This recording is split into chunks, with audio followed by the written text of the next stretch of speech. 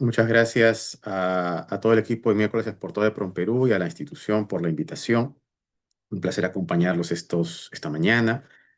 Vamos a abordar eh, un tema que permite, sin duda alguna, captar con mayor claridad y desempeñarnos con mayor eficiencia respecto a negocios eh, y gestiones comerciales, gestión comercial, gestión promotora para cerrar negocios, en este caso con el mercado del Brasil, con empresarios brasileros.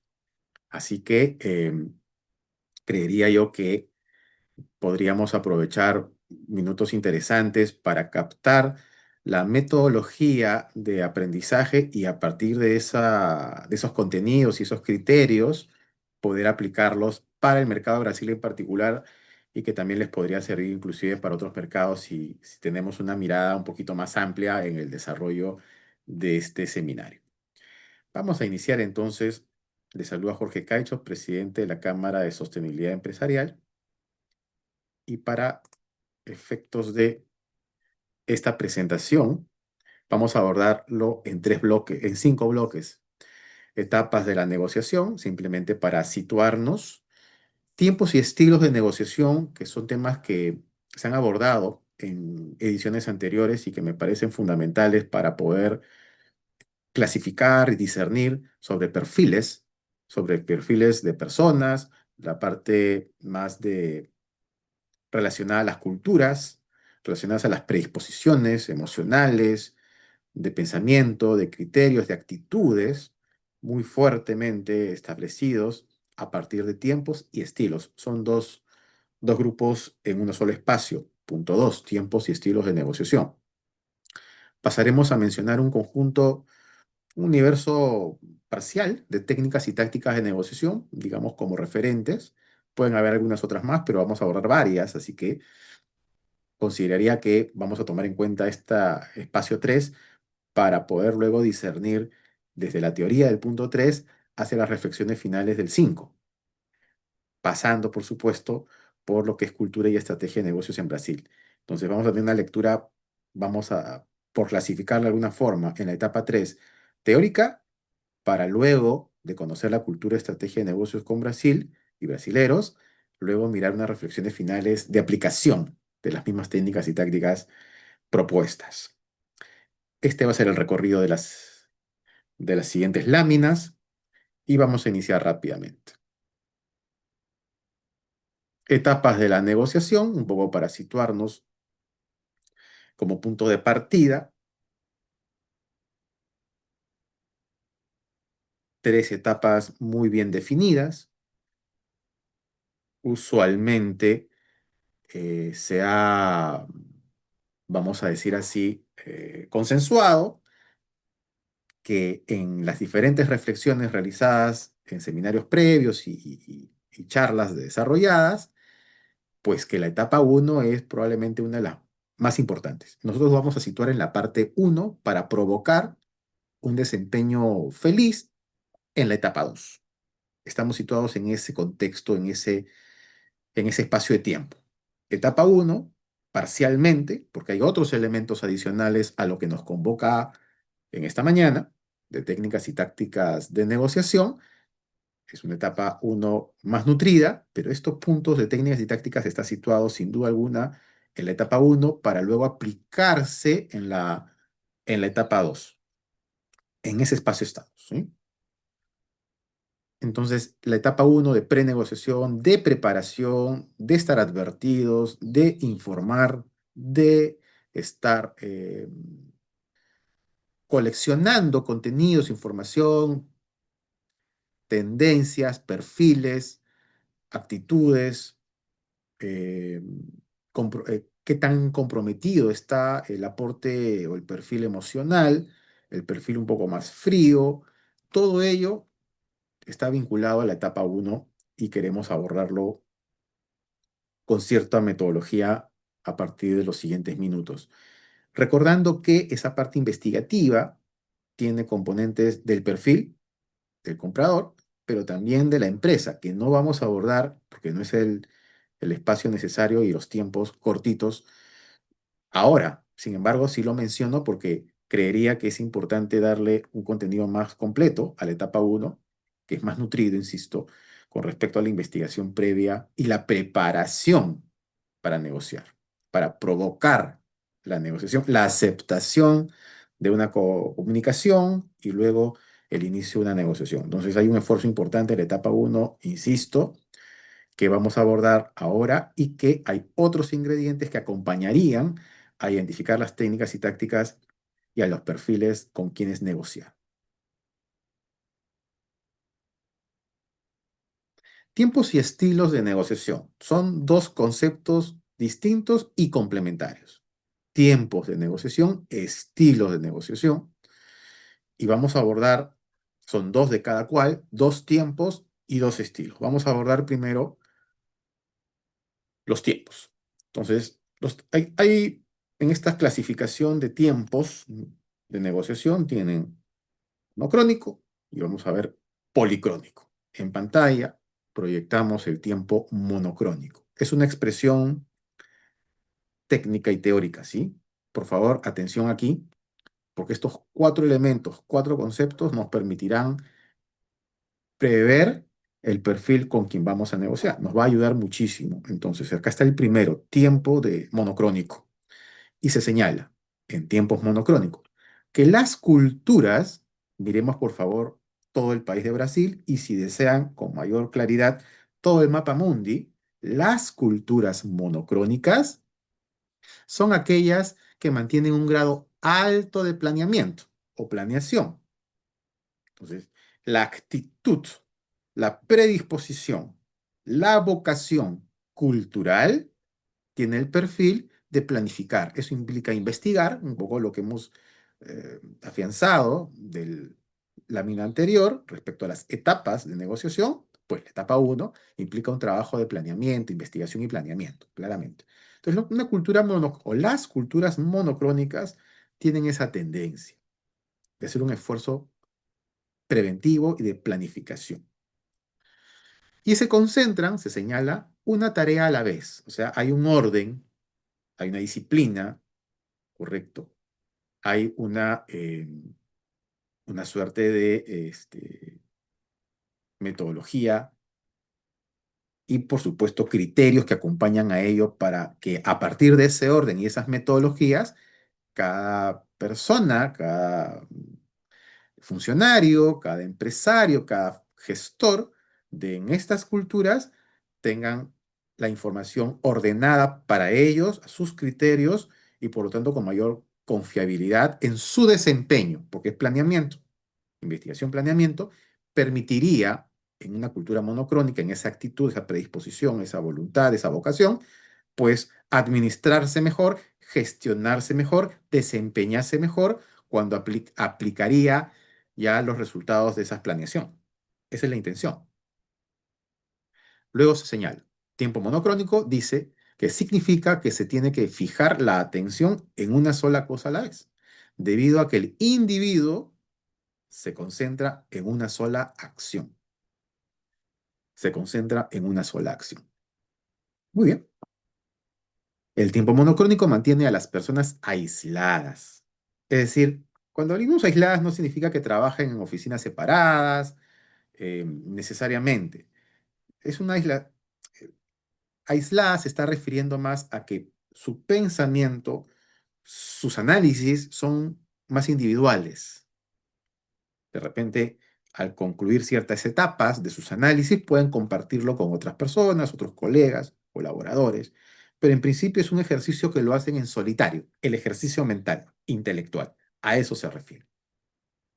Y como resultado se intensifican ciertas relaciones mientras se cortan otras. Es decir, aquellos que compartan, miren qué importante este perfil, que compartan también las características mencionadas de una cultura o un personaje de cultura monocrónica, pues se entenderán con otras personas de las mismas características.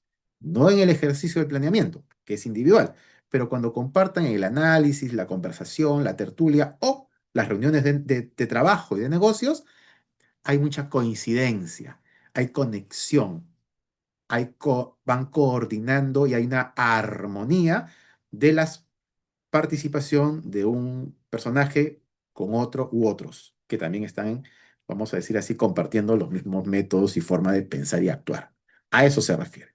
Entonces, claro, aquellos que no necesariamente estén alineados con ese pensamiento, actitud, vocación de análisis individual para luego compartir algunos puntos o validar algunas hipótesis en sus análisis, quienes no, quienes tienen otro tipo de perfil, que vamos a ver más adelante, el policrónico, pues no hay tanta coincidencia y más bien sienten que no están necesariamente hablando o conversando o analizando y por lo tanto haciendo conclusiones con la misma validez que uno siente que ha hecho por hacer su propia tarea de análisis más riguroso.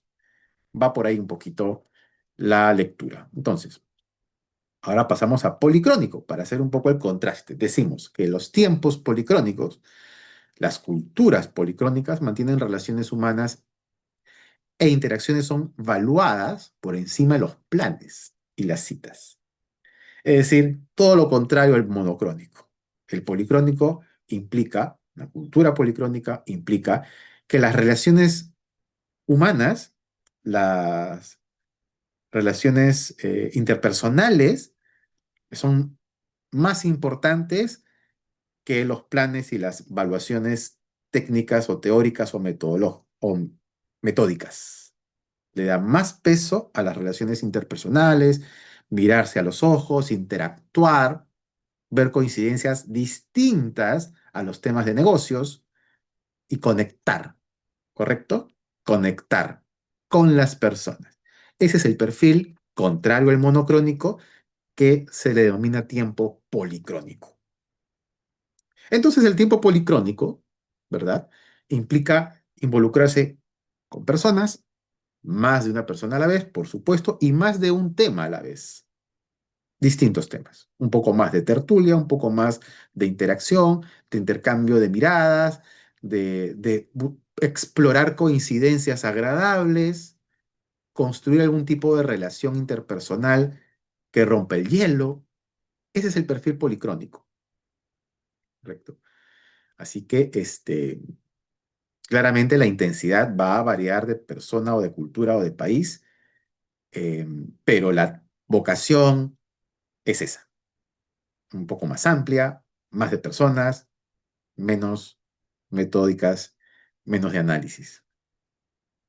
Vamos, dos conceptos importantes. Son dos tiempos y ahora pasaremos a distinguir en esta lámina un tiempo del otro. Monocrónico, policrónico, monocrónico, una sola cosa a la vez. Policrónico puede ver varios temas a la vez, conversar, tocarlos, abordarlos. Realización de programas, realización de transacciones, baja sensibilidad al contexto. El contexto son las condiciones de la reunión, de la conversación. En monocrónico, claramente hay una baja sensibilidad al contexto. O sea, no podría ser tan importante una conversación, eh, mejor dicho, lo voy a explicar distinto, comentar distinto. La baja sensibilidad al contexto podría significar en una reunión virtual, en una charla virtual, que no le dé tanta importancia que sea virtual o no, que si lo compara con una reunión presencial, no le da tanta importancia que sea presencial. Da igual, o casi igual, el contexto. Si es una visita a la oficina de la empresa, si es una interacción en feria, correcto, si es una cita en una rueda de negocios, el contexto no es importante, importante es los temas que se abordan. Entonces, baja sensibilidad no es tan importante para el perfil monocrónico, una cultura monocrónica, el contexto. Todo lo contrario un policrónico. Una elevada sensibilidad. Sí le importa, por ejemplo, le interesaría mucho interactuar personalmente. Sí le interesaría mucho que en esa reunión, pues todo el equipo, las dos, cuatro personas de la empresa ofertante, exportadores, pues tengan sus cámaras encendidas.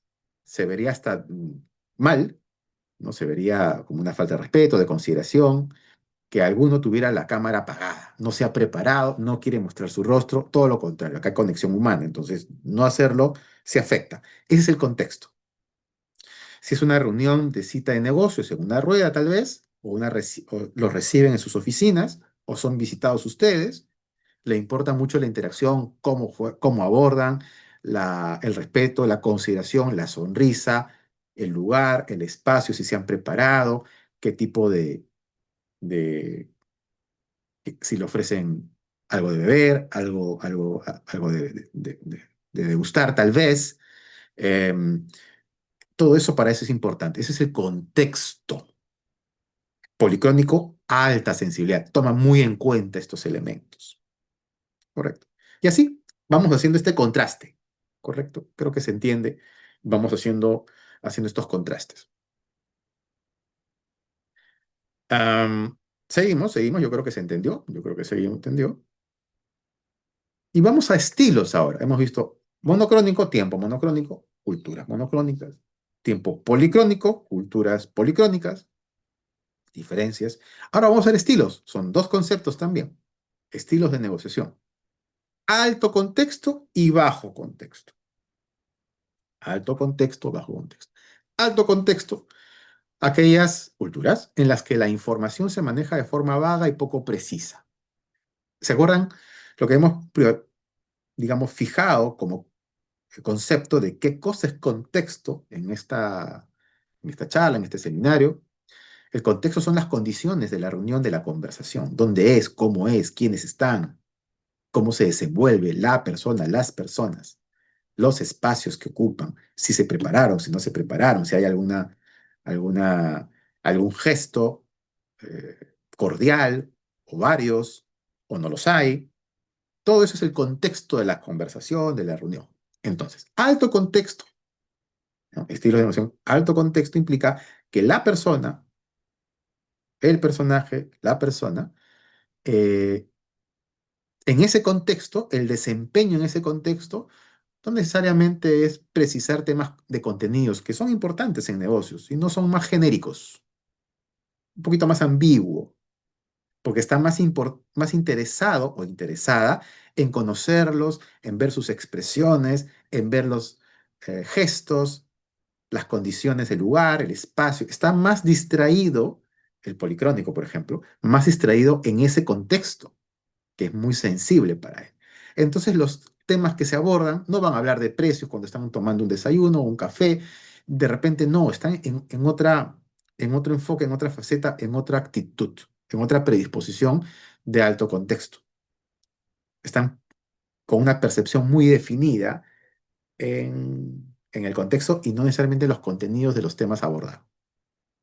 Las actitudes y circunstancias en las que se desarrolla la negociación son más importantes que las propias expresiones. ¿Correcto?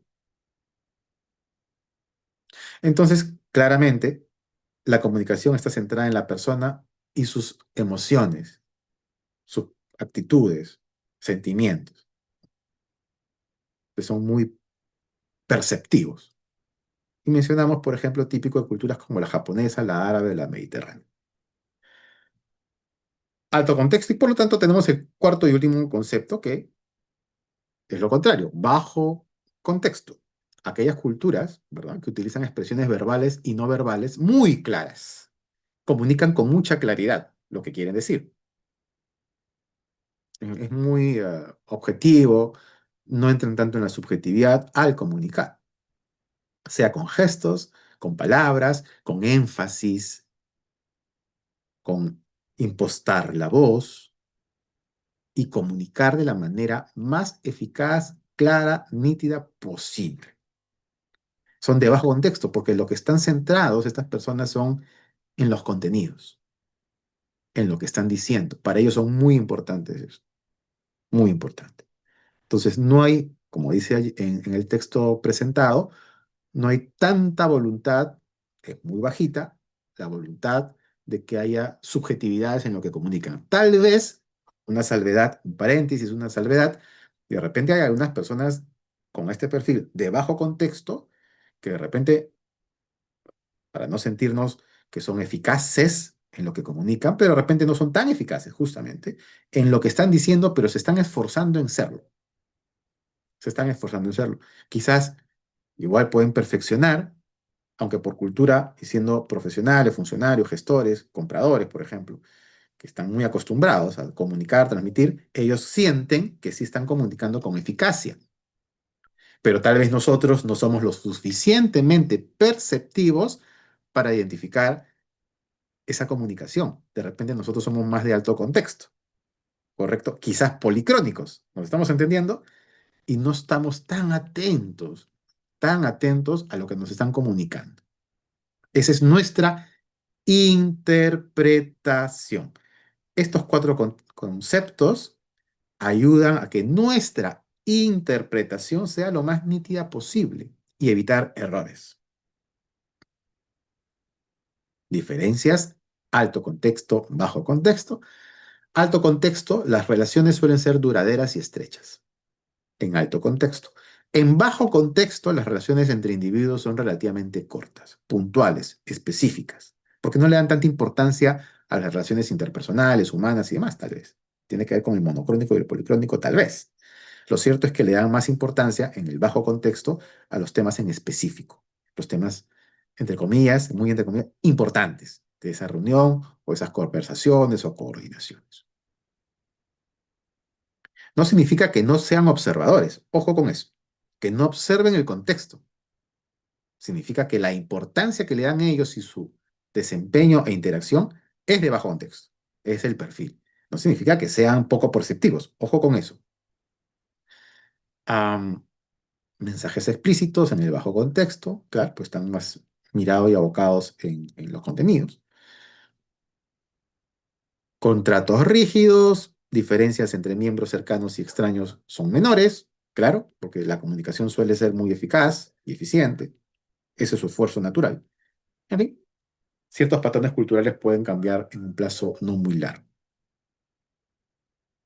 Esas son las diferencias de alto y bajo contexto. Ahí tenemos cuatro conceptos que nos va a servir mucho para centrarnos en aquellos que están relacionados en esta tarea nuestra de identificar los perfiles bajo estos cuatro preceptos, digamos hoy, para ir viendo y explorando la posibilidad de comprender mejor al comprador, ¿correcto? Entonces, abordamos la etapa 3 de esta presentación, técnicas y tácticas. Entonces, tenemos cuatro conceptos, ¿correcto? Tiempo monocrónico, policrónico, y en cuanto a estilos, de alto y de bajo contexto. Cuatro conceptos. Ahora vamos a ver unos conceptos relacionados a técnicas y tácticas de negociación. Muchas veces me han preguntado, o a estrategias también llamamos, Jorge, ¿esta es una técnica, es una táctica, es una estrategia? ¿Qué cosa es? Yo sugiero que no le dediquemos tanto tiempo a ese análisis porque es muy conceptual, muy académico, poco útil. No importa cómo se llame. Lo importante es ver qué tan conveniente es usarlo, en mi caso, para ciertos perfiles de clientes y además para identificar cuál es técnica, táctica, estrategia que me están aplicando a mí, ser perceptivos. ¿Y cómo me desempeñaría en ese ejercicio todavía etapa 1, pre-negociación? Estamos en ese momento. Más allá del nombre y la etiqueta, yo les invitaría a que puedan ustedes más bien centrarse en qué me sirve. Ya después ponemos el nombre y el apellido, técnica, táctica, estrategia, da igual. Es lo menos relevante a mi entender. Yo le voy a llamar técnicas y tácticas. Está el anclaje. Ejemplo, yo siempre pongo este ejemplo porque es lo que más usualmente se comprende. Algún comprador que quiere pagar poco va a querer anclar, es decir, establecer como referente, como eje, un precio muy bajo. Está anclando un precio bajo, el que fuera. Nosotros tal vez quisiéramos, o algunos hemos usado, o creemos que es conveniente usar, y anclar sobre un precio un poco más alto del promedio, según nuestros criterios, probablemente para tener un margen de negociación. Lo mismo está haciendo el comprador, que quiere pagar poco. Establecer un precio, anclar un precio para que se converse alrededor de ese precio bajito. Algunos vendedores hacen lo contrario. Anclar en un precio relativamente alto para tener el margen de negociación. Eso puede ser más, a ver, uno puede interpretarlo, pero se usa más en ventas que en negociaciones. Se usa más estrategia de ventas, de precios. Hay otros conceptos o variables que ustedes utilizarían, han utilizado o les han utilizado a ustedes sus clientes para anclar ya no necesariamente precios, sino, por ejemplo, tipo de producto. Si es convencional o es un producto orgánico, por ejemplo. Entonces, los precios no van a ser los mismos.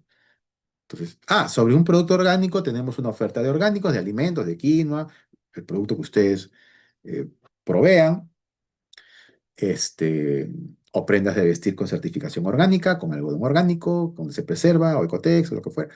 Entonces, están, o GOTS. Entonces, ustedes dicen, ese es el perfil de producto, de alimento.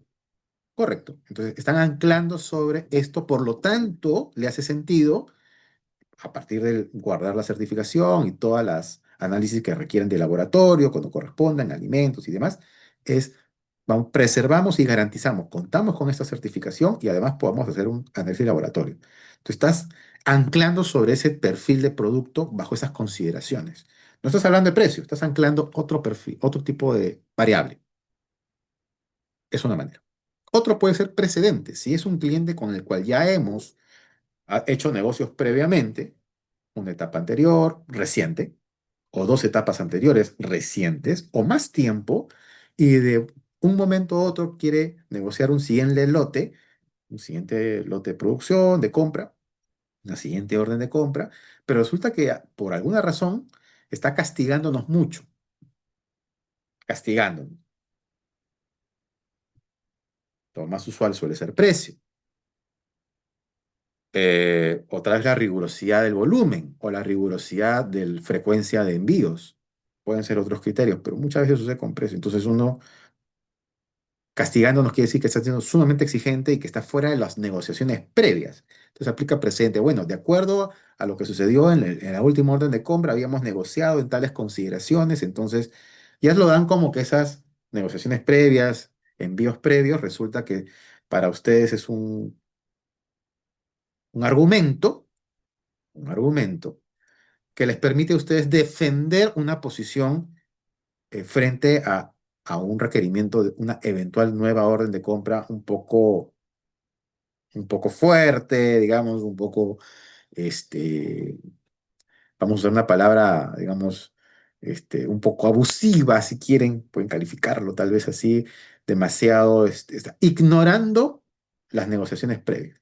Cuando ustedes han hecho concesiones en esas negociaciones previas y ahora las características de la nueva potencial o probable orden de compra no guarda coherencia ni relación con las negociaciones anteriores. Entonces, claro, hemos negociado esto, dimos esta concesión, hicimos una producción de tales características, el precio fue la forma de pago, que también es importante, fueron estas en la medida que se llevó a un volumen mínimo o lo que fuera, o un pago anticipado de tanto. Entonces, dan argumentos precedentes de experiencia previa con ese cliente.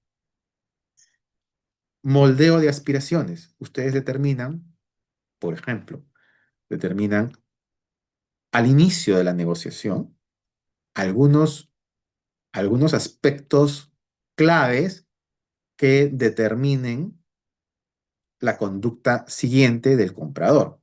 Por ejemplo, mencionaba yo, en alimentos o en productos convencionales o con alguna certificación, etcétera, nosotros tenemos este tipo de tabla de precios y estas son diferentes a esta otra. Pues establecen que las aspiraciones del comprador estén circunscritas en ese contexto de negocio, de digamos, del perfil de lo que están discutiendo, de la propuesta técnica. Entonces, es un moldeo de aspiraciones. Entonces, lo dicen al inicio para que en los siguientes sesiones, minutos y sesiones, el comprador no genere, no tenga expectativas más allá de lo que ustedes han trazado como puntos claves que no deberían romperse, ¿no? Es un moldeo de aspiración. Entonces, condiciona un poquito y orienta, le da una ruta, en ruta, las aspiraciones del potencial cliente. Es una manera muy interesante también de manejarlo. Por ejemplo, cuando hay ciertos espacios de embarque y el siguiente embarque, por ejemplo. O formas de pago, por ejemplo. En fin, pueden haber varios aspectos, no solamente precio. Puntos focales. Cuando un comprador o un ofertante, portador, quiere ver variable por variable. A ver, vamos a discutir sobre el volumen. Nosotros estamos discutiendo el volumen, podemos proveer así estas cantidades, el ofertante exportador, manejamos estas temporalidades, podemos manejar estos volúmenes, tales características, cada gasto tiempo. Ok, ¿estamos de acuerdo? Sí, ¿le parece? Sí. Y hacen un acuerdo o preacuerdo si están de acuerdo con los volúmenes que podrían disponer ustedes para provisionar y exportar. Ok, ¿estamos de acuerdo? Sí, podría ser entre estos rangos. Check. Siguiente punto. Y van otro. Por ejemplo, nosotros vemos productos convencionales, o con certificado.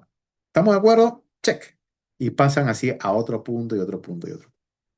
Claramente, en cada uno de los puntos, de las variables, de los temas técnicos que quieran discutir, se van poniendo de acuerdo y van negociando en cada punto focal de cada variable. Correcto. Paso a serrucho. Vamos a presentar acá 9, pero hay más, ¿no? Voy a presentar 9 como referentes en este seminario. Serrucho es muy conocido.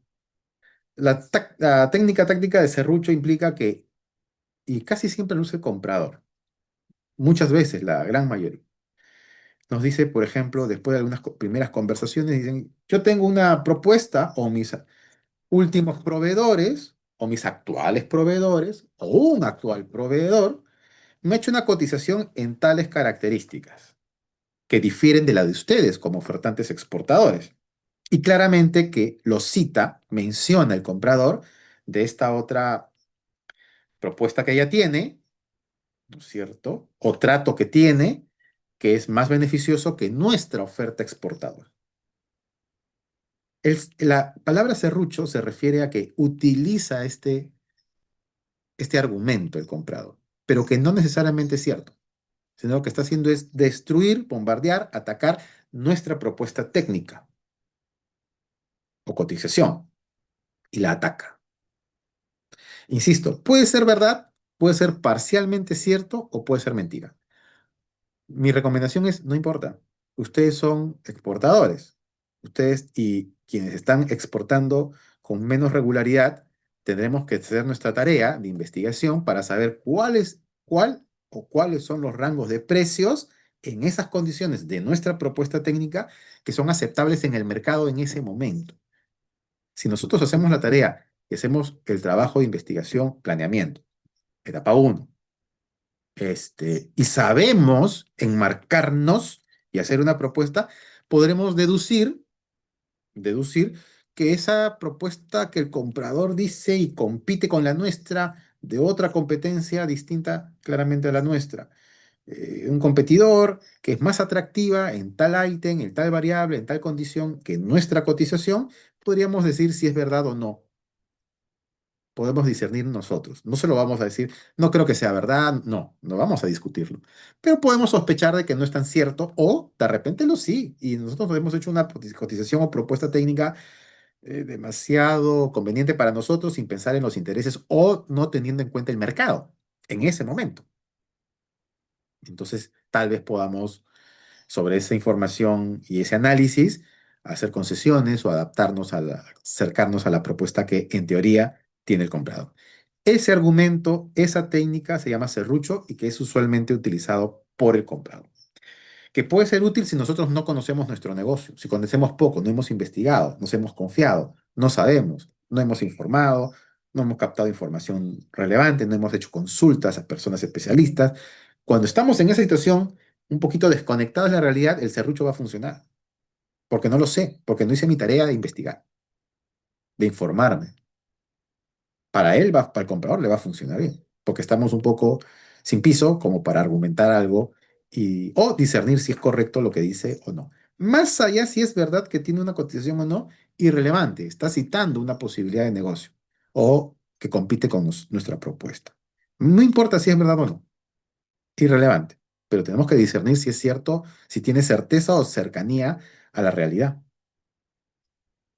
Capture valores primordiales y atención. señores exportadores, jóvenes exportadores también, la captura de valores primordiales es fundamental. ¿Qué implica?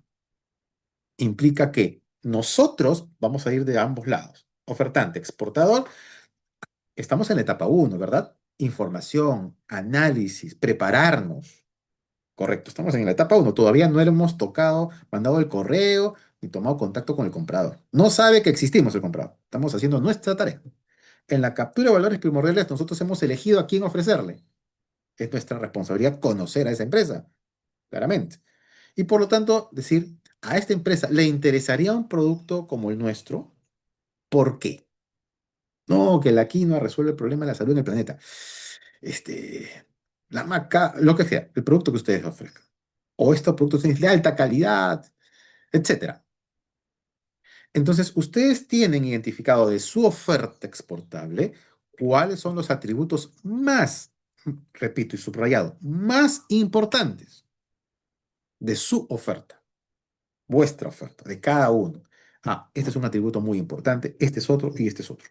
Tienen tres, por ejemplo. No solamente el producto, la empresa también. Contamos con certificación ISO 9001, contamos con 14001, contamos con 45001, contamos con SMETA, contamos con RAP, contamos con Amfori, contamos con, no sé, etcétera. Entonces, todo su producto y su empresa tiene esos valores, esos galardones de producto de empresa, porque hay certificaciones o auditorías de producto y hay certificaciones de auditoría de como empresa, independientemente de qué producto trabajen. Esos son tu currículum. Entonces tú dices, según mi currículum, a este comprador que está en Inglaterra, o a este escocés, o francés, lo que fuera, han investigado la empresa y han dicho, ellos, por la investigación que he hecho en sus redes sociales, etcétera, etcétera, el perfil que tienen y demás, ellos valoran mucho a empresas como, en el caso de la mía, que tenga este certificado y esta auditoría. El resto de atributos que yo tengo lo van a considerar, pero no es tan importante. Es importante, pero no es determinante. Entonces yo estoy haciendo mi esfuerzo en escritorio antes de mandar el correo, antes de, como yo digo, de tocarle el timbre al comprador. Yo tengo que hacer mi tarea y saber qué es lo que va a valorar en mi investigación. Eso es captura de valores primordiales. Cuando tome contacto, confirmaré, ¿no es cierto?, si mi análisis fue el correcto para saber qué defiendo. Y el comprador va a hacer lo propio, va a valorarme. Entonces, yo he valorado cuáles son mis argumentos de oferta y el comprador valorará sus argumentos de compra. Entonces, si yo tengo claro, ustedes, señores empresarios, tienen claro qué es lo que valora realmente la empresa, cuando quiera ser un poquito más agresivo en la calidad, en ciertas rigurosidades que a ustedes les generan costos o castigar el precio, la forma de pago, y ustedes están saliendo siendo un poquito ajustados, apretados ahí, el argumento, y acá viene la parte de la técnica, es, mire, nosotros podríamos ceder en la forma de pago, como usted sugiere, podríamos hacer una reducción del precio cercano a los valores que usted sugiere, en la medida que no sea orgánico. Y van a decir, ¿what? ¿Cómo que no? Es decir, lo más importante, no les va a decir eso, lo van a pensar. Entonces, van a repensar, reevaluar que la propuesta que ustedes han recibido de ese comprador castigue lo que ellos valoran, porque ustedes ya captaron lo que valoran, que es la condición orgánica, en mi ejemplo. O que tengan una auditoría social, de cumplimiento social, o que tengan una auditoría o una certificación ambiental, lo que fuera. Pues, en esas circunstancias pueden negociar mejor con ese argumento si lo ven por conveniente. ¿Sí? Engaños, creo que la palabra lo explica muy bien, algo que no podemos hacer el ofertante.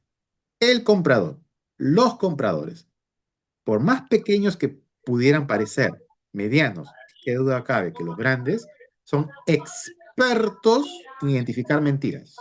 Ese es su trabajo, identificar mentiras. 8 horas al día. Identifican y créanme que tienen mucha sapiencia en identificar mentiras. No mientan, porque les va a ir mal. Se van a dar cuenta. Entonces tengan mucho cuidado en decir una media verdad, una media mentira, porque son muy buenos captando eso.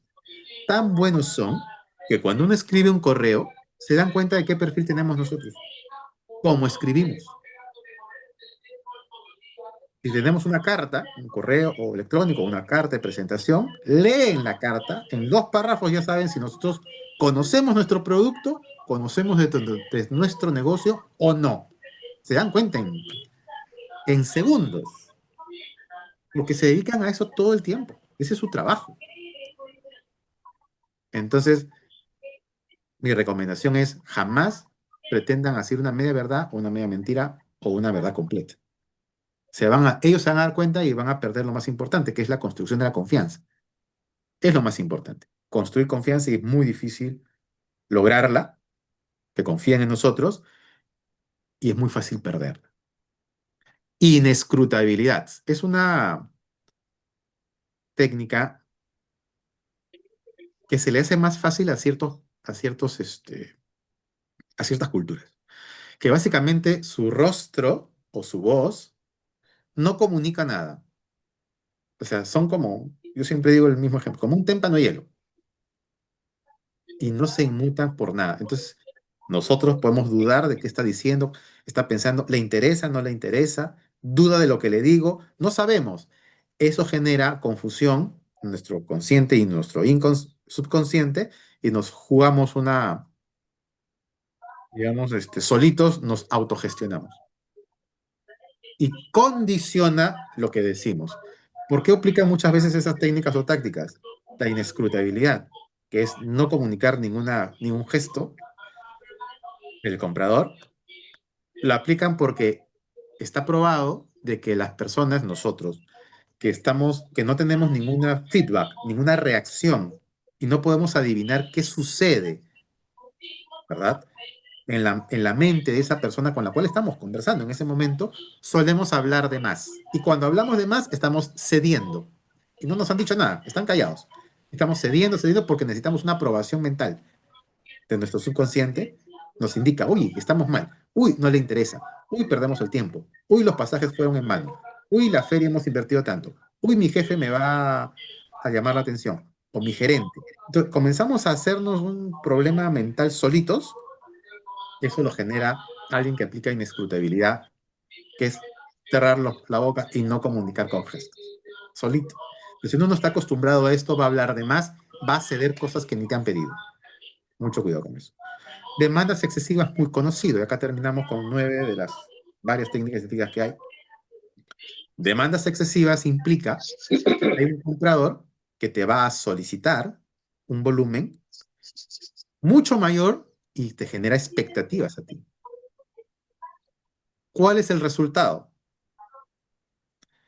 Que tú vas a ceder más. ¿En qué? En precio. Le vas a bajar el precio, ¿no? Por volumen, ¿no es cierto? Vas a agregarle algunos componentes adicionales al producto que va a encarecer tu oferta. Vas a ceder más en la forma de pago. Vas a dar más crédito. Vas a conceder más. Esas son demandas excesivas. Pero la hora y la hora, la orden de compra llega por mucho menos. El comprador va a querer que tú respetes, entre comillas, todos los descuentos que has hecho y todos los sobrecostos que te has generado solo. Y dice, bueno, vamos a probar, vamos a empezar, vamos a ver poco a poco, vamos a ir incrementando el volumen, que probablemente no sea tan cierto. Puede ser que sea cierto o no. Independientemente si es verdad o no, lo que sí es verdad es que se está aprovechando de descuentos y ventajas que tú concediste cuando los volúmenes eran 4 veces más de lo que te quiere poner de orden de compra, o 3 veces más. Eso es lo que, y le funciona a muchos compradores. Cuidado con eso. Cuidado con eso. Dicho esto, vamos a proceder a la siguiente lámina. Cultura. Y atención, por favor. Vamos a centrar ahora como un embudo hacia el mercado brasilero. Fíjense, mucha atención, por favor. Lo primero que hay que tener en cuenta, porque estamos en perfil de personas, perfil de los empresarios, ¿verdad? Es que, de acuerdo a las características, al perfil de los brasileños en general, los brasileños, hay que tomar en cuenta cuáles son los días festivos nacionales allá, en Brasil. Nacionales. Y acá están en pantalla. Ellos los respetan a morir. Entonces, no puedo competir, no puedo hacer una misión comercial en fechas cercanas a esta. Sería un suicidio comercial, voy a gastar dinero, no me va a ir bien. ¿Correcto? Entonces, hay que ser coherente con sus días festivos nacionales. Ahí están en pantalla. Esto, esta presentación se compartirá seguramente, como ha sido anunciado a inicios de la charla, en redes sociales, así que lo van a tener. Ahí está la fuente. La Asociación Brasileña de Entidades de los Mercados Financieros y Capitales tiene este año, el 26 será muy similar, habrá que verlo en su momento, buscarlo. Entonces, estos son los días festivos nacionales. Nacionales. Recuerden que Brasil es un país federativo, o confederado. Miren la siguiente lámina, atención, ¿ah? Va. Pero Río de Janeiro, además de días nacionales, tiene sus propios días conmemorativos o de festividad. Ahí aparece en pantalla, algunos coinciden porque está en en ese paquete, otros no. Otros son feriados adicionales en el estado de Río de Janeiro. Tengo que tomar en cuenta esto, porque también sería muy equivocado provocar una misión comercial, ¿verdad? En fechas cercanas a estas fechas. No voy a tener la atención, tal vez. Puede ser bastante inadecuado. Lo mismo con las ferias. Entonces, esto restringe, condiciona los mejores momentos para hacer eh, alguna actividad de promoción comercial, para tomar contacto digital, virtual también, incluso, ¿no? Pero no es el único estado, Río de Janeiro, tenemos São Paulo, lo mismo. ¿Cuáles son las fechas claves, sensibles, críticas, festivos en São Paulo? Lo mismo. Y tomar en cuenta. Y Brasilia, que es la ciudad, ¿no? No es un estado, Brasilia es una ciudad que es la capital, lo propio. Y así, por cada ciudad importante o, o estado de interés, tenemos que informarnos sobre las fechas claves en las cuales no es negocio ir ni tomar contactos desde aquí, ni visitar. Y también para hacer el cruce con la participación en ferias, dentro o fuera del Brasil, dentro o fuera del Brasil. Mapa de Brasil. Cómo se organiza Brasil? ¿No? Norte, nordeste, centro-oeste, ¿verdad? Sur o sur,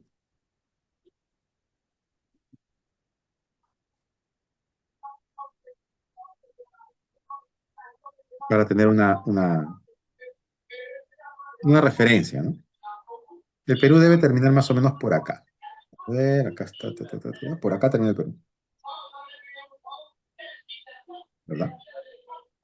Nosotros colindamos con Amazonas, Acre, Rondonia, Mato Grosso de Taquito y ahí cerramos. Por acá está Perú. San Pablo, que está por acá, está más al sur del Perú, que es el estado más industrializado, ¿no? Y ese es el sudeste.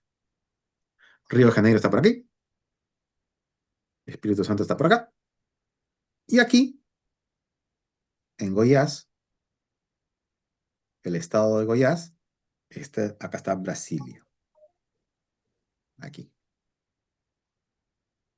Hay otros estados más pobres, se habla de pobreza gigante, pero fíjense con los cuatro conceptos de cultura monocrónica, policrónica, ¿verdad? Tiempos.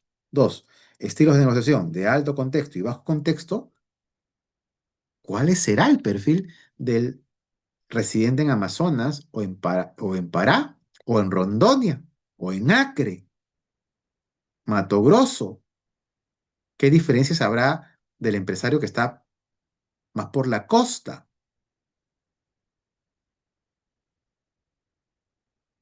¿Qué tipo de clima hay? Muy importante. Voy a pasar a la siguiente, que también es un mapa. Si es que no se ha visto bien esta, quizás acá se vea un poquito mejor. Puse dos a propósito para que se distingan. Dos mapas. Y acá están los estados y algunas ciudades.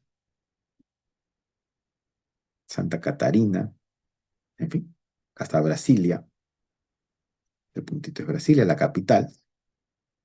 Y en fin. Entonces, hay una suerte de lógica de coincidencias tomando en cuenta tiempo monocrónico, policrónico, alto y bajo contexto. Y tiene que ver también con qué, con el dónde residen, o sea, el habitante en la selva o en el Amazonas, el comportamiento, la forma de ser, no necesariamente coincide con el que está más en la costa. Por ejemplo, en Ceará, en Paraíba, Pernambuco, no es igual el comportamiento. ¿Por qué? Y ustedes quiero que me hagan, vamos a conversar en minutos breves, este, un poco la reflexión. Perfil general del consumidor brasileño. Contexto económico actual, transformación de hábitos de compra, búsqueda de productos accesibles y promociones al por mayor. Consumidores con mayor capacidad adquisitiva. Valoran la calidad del producto. Prefieren empresas con compromiso social, hábitos similares a Estados Unidos y Europa. Consumidor de bajos ingresos. Prefieren mercados informales. Buscan principalmente precios bajos. Esto se ha acrecentado en los últimos años debido a las crisis que han venido afectando al país, social y económico, fuertemente, y político también, pero sobre todo económico y social. Categorías de consumo más relevantes: alimentos y vivienda, bebidas alcohólicas, cuidado personal.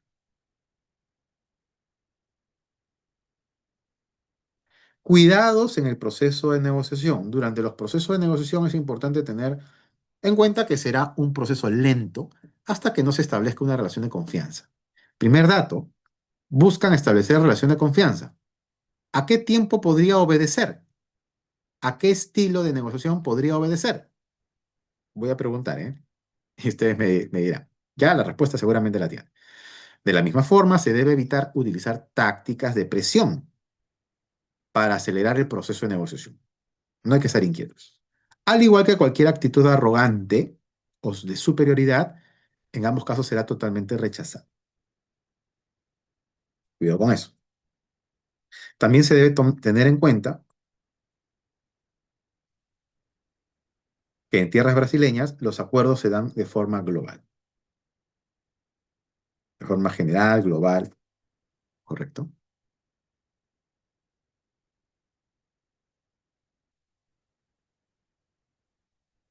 Estrategias de negociación, atención. Relaciones interpersonales. Ajá. Vamos a ver si hemos captado la tarea de la etapa uno, pre-negociación, análisis de perfil, y a partir de los perfiles del comprador de la negociación, tiempos y estilos. Relaciones interpersonales. Valoran generar confianza previa. Suelen abrir espacios de tertulia antes de la reunión. Gestión del tiempo. Reuniones suelen ser más largas de lo previsto. Se recomienda agenda clara y horarios flexibles. 3. Cortesía y sutileza. Interacciones deben ser cordiales y respetuosas. Combinar tertulia con temas centrales de forma equilibrada. Proceso de decisión. Analizan cada propuesta en detalle. Debaten hasta llegar a un acuerdo satisfactorio. Debaten lo que sea necesario para que sea un acuerdo satisfactorio. Poco complejo, ¿no? O no tanto. Último punto, confianza en el producto. No compran nada sin probarlo previamente. ¿Correcto? Confianza previa, reuniones largas, agenda clara, horarios flexibles, interacciones cordiales y respetuosas, propuesta detallada, debates hasta llegar a acuerdos satisfactorios, No compran nada sin probarlo previamente. Así actúan ellos. Miren, claramente esto es en la mayoría de casos, ¿no? Normas de protocolo. Normas de protocolo de negociación. Protocolos de negociación nos referimos, ¿no? Idioma y comunicación, se valora el uso del portugués. Alternativa, inglés sí, no hablan español, aunque, entre paréntesis, una salvedad, algunos sí hablan español. Algunos sí, depende en qué contexto de cuál es el perfil del cliente. Si hablamos de empresas grandes, suelen haber estudiado español, pero no es que sea tan fluido. Pero sí, en empresas grandes, medianas grandes, suelen tener mucho más diálogos en inglés. Recordando que hace muchos años ya, el idioma español es un idioma oficial en Brasil. Lo enseñan en todas las escuelas del Brasil. Oficial. A pesar de eso, en hombres de negocio de mediana y gran empresa suelen hablar más inglés porque están más internacionalizados en el idioma inglés, con mayor incidencia que en el español. ¿Hablan español? Sí, pero no tan fluido o no tan seguido, dependiendo. Y vamos a ver también el mapa, qué tan cercano están las relaciones de los vínculos comerciales del mapa, ¿correcto? Para con el país o el resto del continente por el idioma. Entonces no es tan categórico, pero hay que tomar en cuenta. Tarjetas de prestación se sugiere en portugués y en idioma natal de la empresa. Entrega, entrega. Al final de la reunión, antes del apretón de manos, se suele entregar la tarjeta. Algunos no es que estén mal que lo entreguen a la primera conversación, está bien, pero entre ellos se suelen entregar al final, no es tan relevante. Dos, derecha. Agendamiento y puntualidad. Pactan citas con semanas de antelación. No muchas semanas, solamente algunas pocas semanas. ¿Pueden ser 4 semanas, Jorge? Sí. 3 semanas también. 2 semanas también. Una semana antes es más. No, no. Una es una y una es ninguna, entonces no. Pueden ser 5 semanas, puede ser. 6 semanas podría ser también, pero se va diluyendo ya. Con 2 meses y medio de anticipación, van a decir, no, lo más probable es que falle, porque hay muchas cosas que no está previendo el visitante, salvo que sea, por ejemplo, en el marco de una feria internacional en San Pablo, por decir, o en Río o la ciudad que corresponda. Y hay una feria internacional y ustedes quieren agregar, hacer visitas a empresas, tener visitas de negocios, citas de negocios. Entonces, sí, en el marco, vamos a estar en la feria tal, en la ciudad tal, en la semana tal, y nos gustaría visitarlos un día antes de la feria, 2 días después de la feria. Ustedes proponen, ustedes sugiéranos, por favor, si los podríamos visitar, contamos con el producto tal o cual, etcétera, etcétera, etcétera. Ok, le hace sentido porque van a venir a la feria. Entonces puede estar con antelación 2 meses o 3, por supuesto que le hace sentido, ¿no? Pero si no hay una feria y simplemente es una visita de viaje, de misión comercial, individual o colectiva, pero al final la cita es individual, puede haber que haya dudas de que cumplas que vas a viajar. De repente no llegas a viajar. O que se cumple el itinerario o el horario. Están muy lejos. Entonces hay que tener un poquito de cuidado. Mejores horarios 10, 12, 3 de la tarde o 5. A 5, ¿no? Entre 10 y 12, entre las 3 y las 5. Como mejores horarios. Eso sí, hay mucho tráfico. Muchísimo. Sobre todo en las ciudades importantes como San Pablo, Río de Janeiro, por citar dos. En general hay mucho, mucho, mucho tráfico.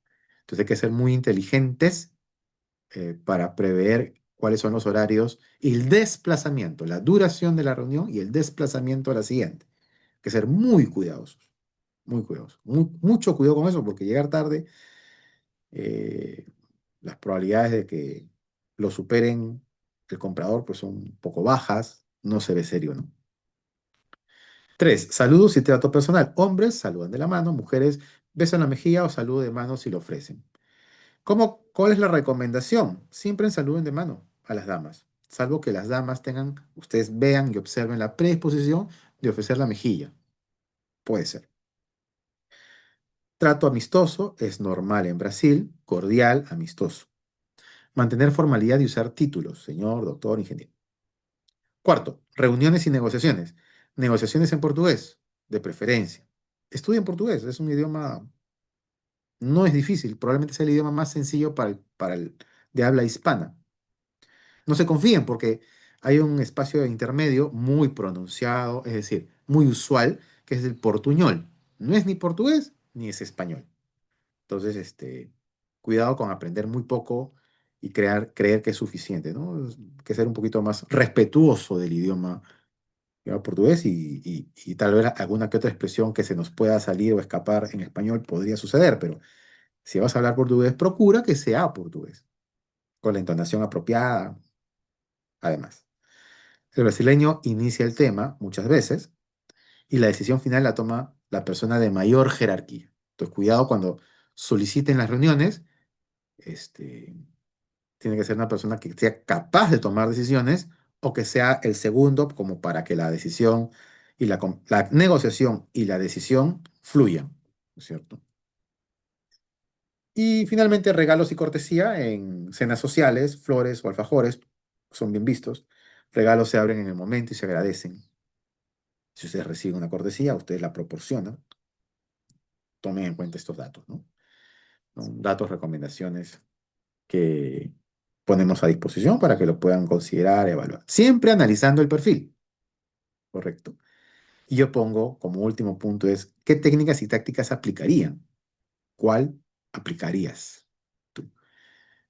Para esto habríamos que definir, perdonen que retroceda, aquí. Voy a ponerlo acá, creo que es más claro. ¿De dónde es el posible cliente al cual ustedes están buscando, aspirando a ofrecerles algo, para determinar los tiempos y los estilos, ¿correcto? Y en función a esa realidad, aplicar esto.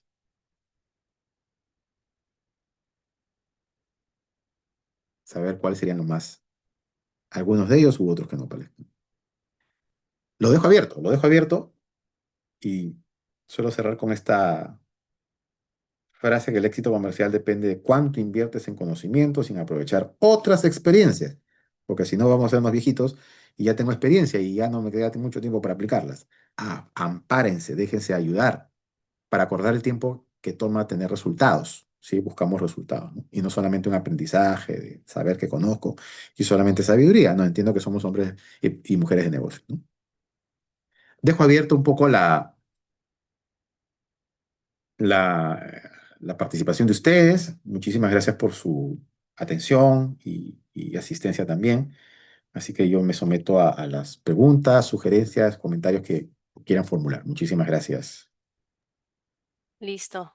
Gracias, Jorge. Vamos a dar unos minutos a que los usuarios puedan generar sus preguntas que tengan referentes al tema.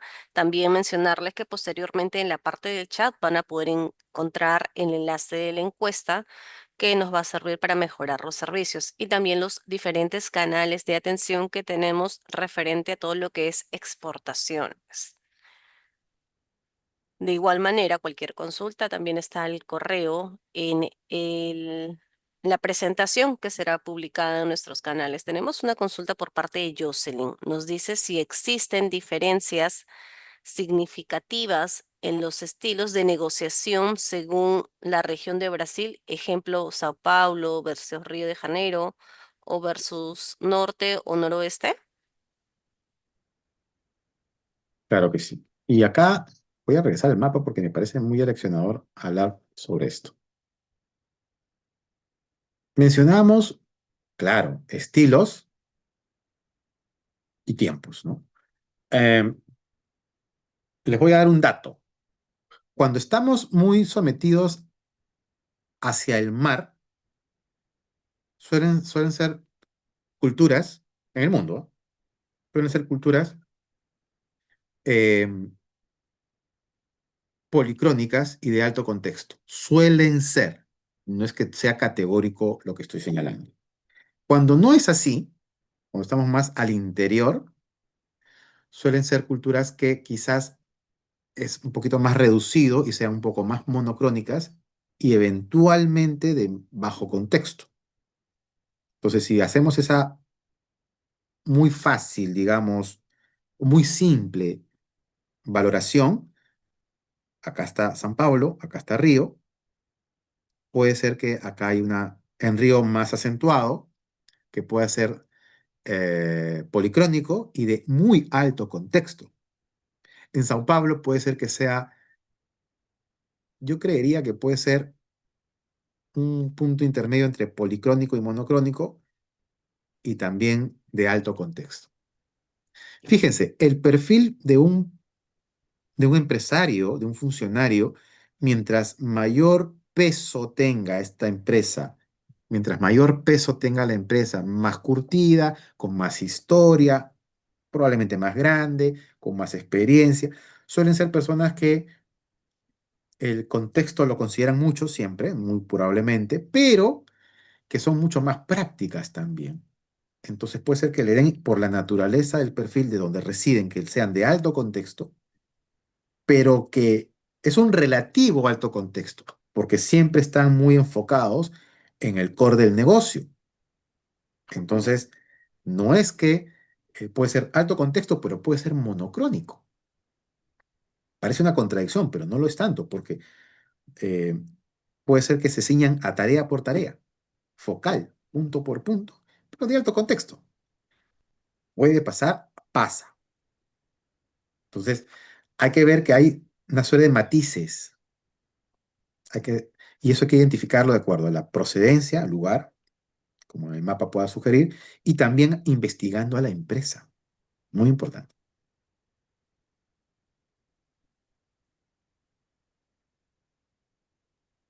Listo. Tenemos otra consulta por parte de Diana Wilka. Nos pregunta, ¿qué papel juega la sostenibilidad y la responsabilidad social como tema de negociación con socios brasileños?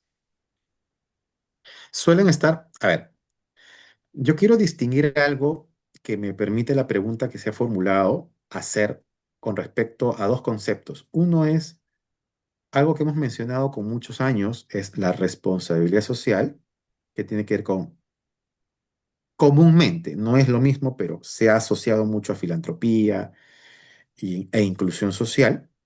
No necesariamente es lo mismo, pero se ha asociado a ello. Em, con respecto a cumplimiento social. Cumplimiento social. Cumplimiento social implica el acreditar que uno está cumpliendo regulaciones, normas, derechos fundamentales, normas laborales, etcétera, condiciones de trabajo. Entonces, en Brasil hay una cultura muy fuerte, muy afincada sobre el respeto a las personas.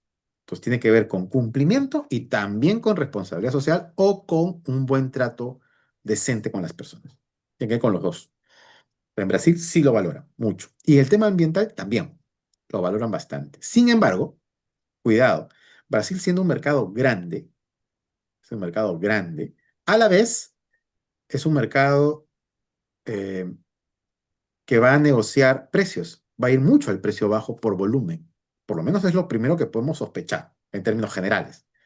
Entonces suelen pedir precios bajos, pero con una serie de ingredientes. No necesariamente, y va a depender del tipo de empresa, qué tan desarrollada, qué tan grande, qué tanta reputación quiere y qué tanta convicción cultural tiene esta empresa para valorar nuestro aporte social y nuestro aporte ambiental que podamos nosotros considerar que es un valor que traemos a la negociación, que son la captura de valores primordiales que yo mencionaba. Vamos a cuantificar, vamos a preevaluarnos nosotros qué tanto puede ser valorado por el comprador. Depende del tipo de comprador. Pero ojo que va a castigar. Castigar es un decir, va a negociar mucho precio y los volúmenes podrían ser atractivos también. Están muy acostumbrados a eso por esa misma razón. Entonces, hay que ponderarnos. No creer que porque hacemos un buen trabajo social y ambiental, necesariamente son argumentos ganadores. Lo son si es que el nivel de comprador es medio alto o alto, para que realmente tenga un valor que podemos sospechar que lo tenga, ¿no? Para ese comprador.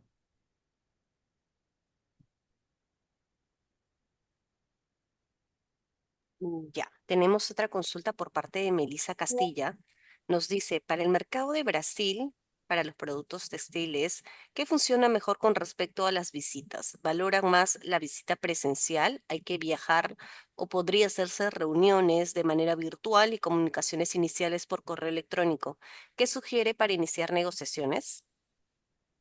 Muchas gracias por la pregunta. Miren que existe, y por eso yo mencionaba que en la etapa uno en la cual estamos situados nosotros, de las técnicas, tácticas de negociación, los perfiles y demás, hay otros ingredientes, otros elementos, otras tareas que tenemos que hacer. Y eso tiene que ver con investigar al comprador, preseleccionar de acuerdo al perfil que nosotros creemos conveniente, identificar cuáles serían, y en ese ejercicio ya aplicar lo que hemos conversado, los tiempos y los estilos.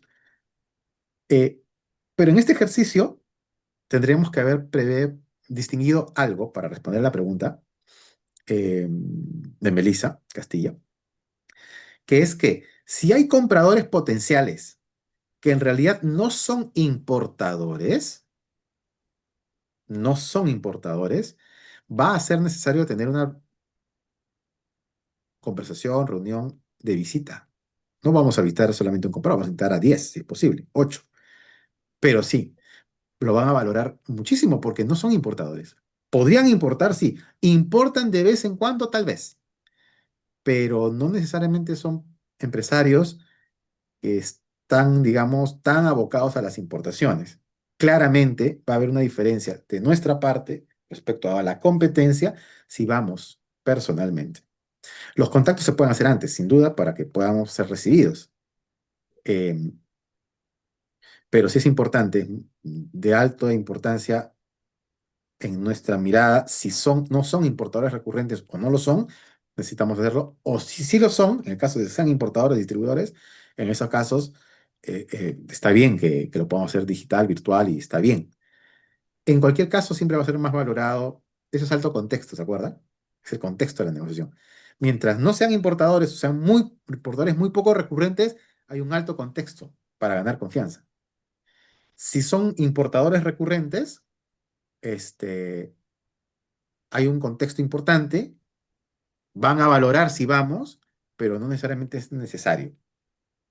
Si vamos, mejor, pero si no, lo pueden considerar y tener reuniones virtuales como la que compartimos esta mañana.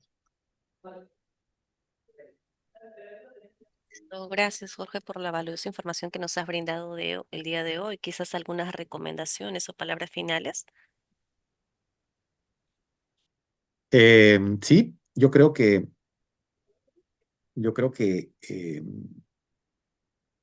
las tareas de la etapa uno de prenegociación son entre el 40 y el 50% del éxito de la negociación. Entonces, hay que hacer toda la tarea completa, completa. Así que esencialmente es no estar confiados en que hacer un análisis genérico sea suficiente o conocer el perfil sea suficiente, ni siquiera lo que se ha compartido de tiempos y estilos sea suficiente. Es una parte importante de eso, pero no es completo. Entonces hay que tratar de ser mucho más acuciosos y hacer un trabajo completo para tener más posibilidades de hacer negocios. Por un lado eso, y por otro lado, sí considero que es valioso en un país como el Brasil, como Colombia también, permítame hablar de otros países, donde hay un contacto muy cercano, culturalmente hablando me refiero, de alto contexto, sí es necesario, creería, muy valorado hacer visitas. No es un requisito, es una necesidad, es una valoración, es una consideración. Y en general, hacer una visita no, sino hacer varias, para construir lo más importante que hay en negociaciones, confianza. Y mejor ver al rostro en una conversación o varias para construir confianza. Entonces, yo creo que son dos elementos que hay que tomar muy en cuenta. Y Brasil es un mercado muy grande, entonces hay que estar preparados para los volúmenes que eventualmente puedan requerir, seleccionando apropiadamente qué tamaño de empresa es el que me convendría tomar contacto de acuerdo a mi oferta. Entonces, pensaría que esos dos o tres tips o comentarios podrían también ayudar a servir, ¿no?